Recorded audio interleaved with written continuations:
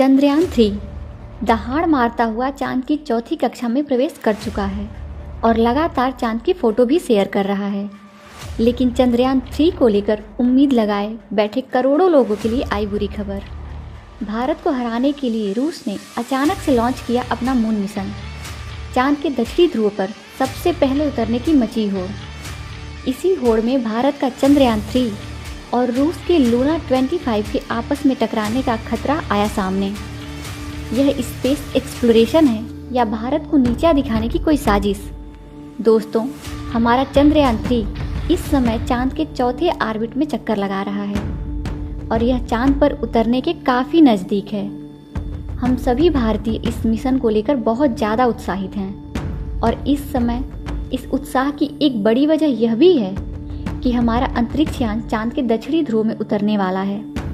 जैसा कि हमें उम्मीद थी कि इस मिशन के सक्सेसफुल होते ही भारत चांद के इस इलाके में उतरने वाला दुनिया का पहला देश बन जाएगा, लेकिन हमारी इन उम्मीदों को बहुत बड़ा झटका लगा है, क्योंकि अचानक से बिना शोर शराबा किए ही रूस ने अपना अंतरिक्ष यान लूना 25 लॉन्च कर दिया है।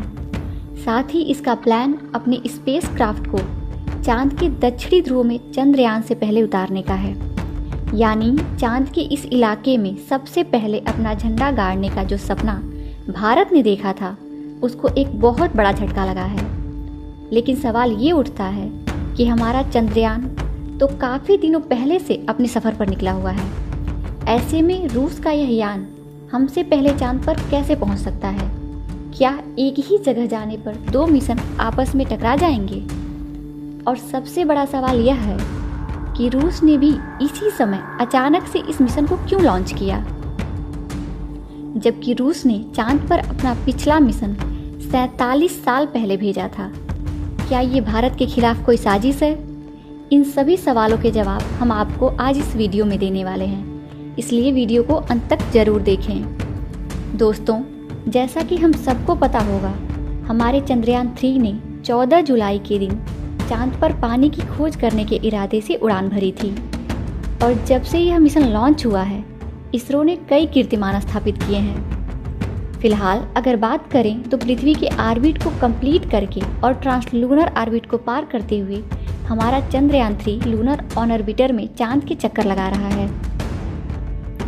इसरो की प्लानिंग के मुताबिक 16 अगस्त को चांद की 5वीं कक्षा पूरी करने के बाद इसकी डी ऑर्बिटिंग स्टार्ट करनी है और उसके बाद हमारा विक्रम लैंडर अपने रोवर और बाकी दूसरे उपकरण लेकर बड़े ही सावधानी से 23 अगस्त के दिन चांद की सतह पर उतर जाएगा। अब उम्मीद तो सभी को यही थी कि इसकी सॉफ्ट लैंडिंग के साथ ही भारत चांद के दक्षिणी ध्रुव में उतरने वाला पहला देश बन जाएगा और यह एक बहुत बड़े गर्व की बात होती। लेकिन रूस की स्पेस एजेंसी ने भारत की उन उम्मीदों पर पानी फेरने वाला काम किया है। जैसा कि हमने बताया, रूस ने ना कोई ढोल नगाड़ा पीटे बल्कि बड़े ही शांति से अपने लूना 25 मिशन को लॉन्च कर दिया है और रूस एजेंसी के मुताबिक उनका ये स्पेस क्राफ्ट चांद से पहले चांद के दक्षिणी ध्रुव पर उतर जाएगा। अब यह सब कैसे पॉसिबल होगा और क्या रूस ने सिर्फ भारत को पीछे करने के लिए ये मिशन लॉन्च किया है? यह जानने से पहले चलिए रूस के इस मिशन के बारे में थोड़ा सा समझ लेते हैं। दोस्तों, आपको जानकर हैरानी होगी कि रूस ने अपना लास्ट लूना मिशन यानी लूना 24 आज से करीब 47 साल पहले 1976 में लॉन्च किया था।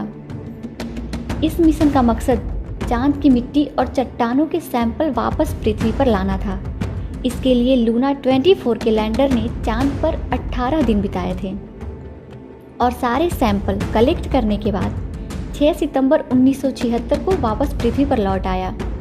रॉसकॉस्मॉस का यह मिशन पूरी तरह सक्सेसफुल रहा था, लेकिन इसके बावजूद 47 सालों तक उन्होंने अपना कोई भी मून मिशन लॉन्च नहीं किया और अब अचानक से उन्होंने अपना यह मिशन लॉन्च कर दिया है। लूना 25 मिशन की अगर बात करें तो इसने भारतीय समय अनुसार सुबह 5:30 बजे रूस के स्पेस बोर्ड से उड़ान भरी थी। इस अंतरिक्ष यान का वजन 1.8 टन है और यह अपने साथ 30 किलोग्राम वजन के वैज्ञानिक उपकरणों को लेकर सफर पर निकला है। रूस का लूना 25 मिशन का मकसद चांद के दक्षिणी ध्रुव पर सॉफ्ट लैंडिंग करने वाला दुनिया का पहला देश भारत नहीं बल्कि रूस को बनना है और चांद की आंतरिक संरचना और सरफेस मटेरियल पर शोध करना और पानी की खोज करना होगा। इसके लिए चांद की सतह में करीब 6 इंच गहरा गड्ढा खोदकर वहां से सैंपल निकालना होगा और फिर उसमें जमे हुए पानी की खोज करेगा, जो कि चांद पर मानव जीवन के पनपने के लिए बहुत महत्वपूर्ण है। अपने इन सभी कामों को अंजाम देने के लिए लूना 25 का लैंडर चांद पर करीब 1 साल तक रहेगा और एक्सपेरिमेंट करेगा, जबकि हमारे चंद्रयान 3 का मिशन सिर्फ 2 हफ्ते का होगा।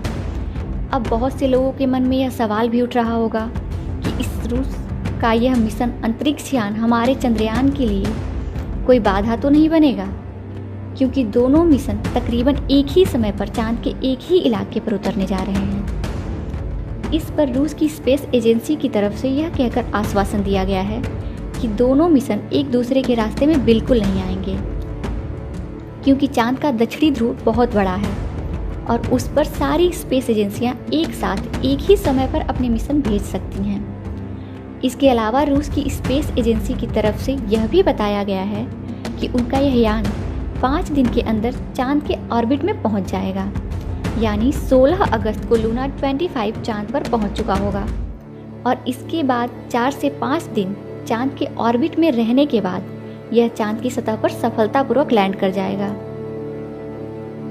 इसका सीधा मतलब यह है कि अगर सब कुछ सही रहा तो लूना 25 हमारे चंद्रयान से करीब 1 या 1.5 दिन पहले चांद की सतह पर उतर चुका होगा। ऐसा करते ही चांद के दक्षिणी ध्रुव में पहुंचने वाले देश में रूस का नाम सबसे ऊपर आ जाएगा।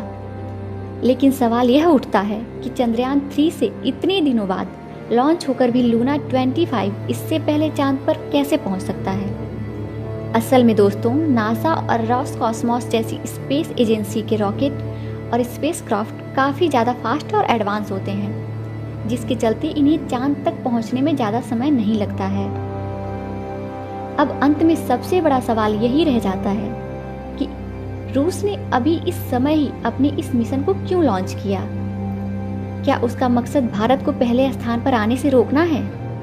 अब अगर हम रूस से यह सवाल करेंगे तो वह कभी भी नहीं कहेगा कि इस मिशन को लॉन्च करने के पीछे उसकी ऐसी कोई भी मंशा है। मगर इसका जवाब खोजने के लिए अगर हम इतिहास में थोड़ा पीछे जाएं, तो चीज़ें काफ़ी हद तक साफ हो जाती हैं। फिर भी दोस्तों, हम किसी पर आरोप नहीं लगा रहे हैं, लेकिन रूस और अमेरिका का इतिहास कुछ ऐसा ही रहा है कि वह स्पेस एक्सप्लोरेशन के मामले में हमेशा पहले नंबर पर रहना चाहते हैं। यहाँ तक कि 1951 से लेकर 1975 के बीच स्पेस एक्सप्लोरेशन के फील्ड में अमेरिका और सोवियत यूनियन के बीच मुकाबला भी लगा हुआ था। दोनों ही देश कुछ भी करके आगे निकलना चाहते थे। यहाँ तक कि इनकी सोच की वजह से बहुत से वैज्ञानिक, एस्ट्रोनॉट और बहुत से बेजुबान जानवरों को अपनी जान भी गंवानी पड़ी थी। इतिहास में इस इवेंट को स्पेस रेस का नाम दिया गया था। तब से ये दोनों देश इस फील्ड में खुद को सबसे आगे या यूं कहें कि सबसे ऊपर रखना चाहते हैं। ऐसे में हमारा सोचना बिल्कुल गलत नहीं होगा कि रूस ने चांद के दक्षिणी ध्रुव में सबसे पहले पहुंचने वाला देश बनने के लिए ही यह मिशन लॉन्च किया है। हालांकि इस मामले पर कुछ भी यकीन के साथ नहीं कहा जा सकता है, क्योंकि देखा जाए तो रॉसकॉस्मोस ने मूल रूप से अपने लूना 25 मिशन को अक्टूबर 2021 के लिए प्लान किया था। बल्कि इतिहास में थोड़ा और पीछे जाकर देखें तो पता चलता है कि यह मिशन अलग अलग कारणों के चलते करीब 25 सालों से डिले हो रहा है। यानी ऐसा नहीं है कि रूस ने भारत को पीछे करने के लिए ही अभी अभी ताज़ा कोई मिशन बनाया है। यही वजह है कि इस मामले में खुले तौर पर कुछ भी कहना उचित नहीं होगा। लेकिन सच्चाई यही है कि रूस के प्लान में अगर कुछ गड़बड़ी नहीं हुई तो भारत अब चांद के दक्षिणी ध्रुव पर उतरने वाला दुनिया का पहला देश नहीं बन पाएगा। आपको क्या लगता है, क्या रूस ने यह रिकॉर्ड अपने नाम करने के लिए जानबूझकर इस समय लूना 25 मिशन लॉन्च किया है? अपना जवाब कमेंट के माध्यम से ज़रूर शेयर कीजिएगा। चलिए दोस्तों, इस वीडियो को यहीं पर ख़त्म करते हैं। इस वीडियो को एक लाइक ज़रूर करें और अपने मित्रों को शेयर करें ताकि उन्हें भी जानकारी मिल सके। धन्यवाद दोस्तों।